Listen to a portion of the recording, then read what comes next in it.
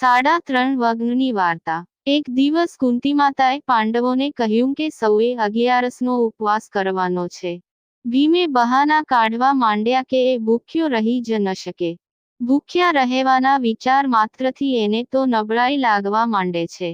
પરંતુ જ્યારે એણે જાણ્યું કે ઉપવાસ કરવાના આગલે દિવસે લાડુ ખાઈ શકાય ત્યારે એ ઉપવાસ કરવા સંમત થયો। 11ને દિવસે કુંતી માતાએ પાંડવ બંધુઓને નદી કિનારે આવેલા શિવ મંદિરે મોકલ્યા। બીજા ભાઈઓ નાહીને મંદિર ગયા। ભીમને આળસ હતું એટલે એ નદીના પાણીમાં પડખું કરીને સૂઈ રહ્યો। ભીમના વિશાળ દેહથી પાણી રોકાઈ ગયું અને મંદિરમાં પ્રવેશવા લાગ્યું। પાર્વતીજીએ શિવજીને પૂછ્યું કે આવું કેમ? શિવજી હસવા લાગ્યા અને કહે કે આ તો મારા એક ભક્તની પૂજા કરવાની આવી રીત છે। શિવજીએ સાક્ષાત પ્રગટ થઈ ભીમના શરીરના એ ભાગને સ્પર્શ કર્યો જે ઉપરના પડખે હતો। શિવજીએ ભીમને વરદાન આપ્યું કે એના શરીરનો આ ભાગ વજ્ર થઈ જશે। એક દિવસ દુર્વાસા મુનિ સ્વર્ગના રાજા ઇન્દ્રને મળવા સ્વર્ગમાં ગયા। ઇન્દ્રએ મુનિનો આદર સત્કાર કર્યો। દુર્વાસા મુનિ આંખો બંધ કરીને ઇન્દ્રના દરબારમાં બેઠા।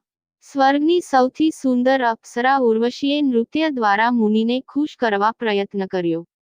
એણે ખૂબ જ સરસ નૃત્ય કર્યું પણ વ્યર્થ। ઉર્વશી ખૂબ જ થાકી ગઈ। એ નિરાશ થઈને બોલી, જંગલમાં રહેનારા બધા જંગલી જ હોય। એમને નૃત્યમાં શું સમજ પડે?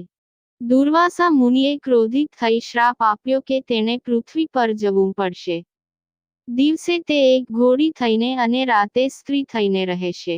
ઇન્દ્ર અને અન્ય સભાસદોએ ખૂબ વિનંતી કરી એટલે દુર્વાસાએ કહ્યું કે જ્યારે 3.5 વજ્ર ભેગા થશે ત્યારે તે સ્વર્ગમાં પાછી આવી શકશે। ઉર્વશી પૃથ્વી પર આવી ગઈ। તે દિવસે ઘોડી અને રાતે સ્ત્રી બનીને રહેવા લાગી। એક દિવસ દુર્યોધનના રાજ્યમાં આવેલ એક નાના પ્રદેશ સુંદીરનો રાજા ડાંગવ શિકાર કરવા નીકળ્યો। અચાનક જ રાતે એના પર એક વૃક્ષ ઉપરથી હૂંફાળા આંસુના ટીપાં પડ્યા। એણે ઉપર જોયું તો એક અત્યંત સુંદર સ્ત્રી રડતી હતી। ડાંગવ રાજાએ એની સાથે લગ્ન કરવાનો પ્રસ્તાવ કર્યો। એ સ્ત્રી ઉર્વશીએ રાજાને સાચી વાત કહી અને વચન માંગ્યું કે કોઈ પણ કિંમતે એને તરછોડશે નહીં। અમુક સમય પસાર થતાં નારદજીએ વિચાર્યું કે ઉર્વશીને શ્રાપ મુક્ત કરવા કાંઈક કરવું જોઈએ। તેઓ શ્રીકૃષ્ણના પુત્ર પ્રદ્યુમન પાસે ગયા અને એને કહ્યું કે એક સુંદર સ્ત્રી ડાંગવ રાજા સાથે રહે છે જે ખરેખર તો પ્રદ્યુમન સાથે હોવી જોઈએ। પ્રદ્યુમન આ સ્ત્રીને મેળવવા જીદ કરી બેઠો। ભગવાન કૃષ્ણ અને યાદવોને પ્રદ્યુમને મદદ કરવા સિવાય છૂટકો જ નહોતો। એટલે એમણે ડાંગવ રાજા સાથે યુદ્ધ શરૂ કર્યું। ડાંગવ તો ઘણો નાનો રાજા હતો। એ યાદવો સામે લડી ન શકે। શ્રીકૃષ્ણે હનુમાનજીને બોલાવવાનું સૂચન કર્યું કારણ કે હનુમાનજીનું શરીર વગ્નનું હતું। માત્ર હનુમાનજી જ આ 2 વજ્રને છૂટા પાડી શકે। હનુમાનજી કહે કે જો તેઓ આ 2 વજ્ર સાથે નીચે પટકાય તો જમીન ફાટી જાય। આથી ભીમને જમીન પર આડે પડખે સૂવા કહ્યું।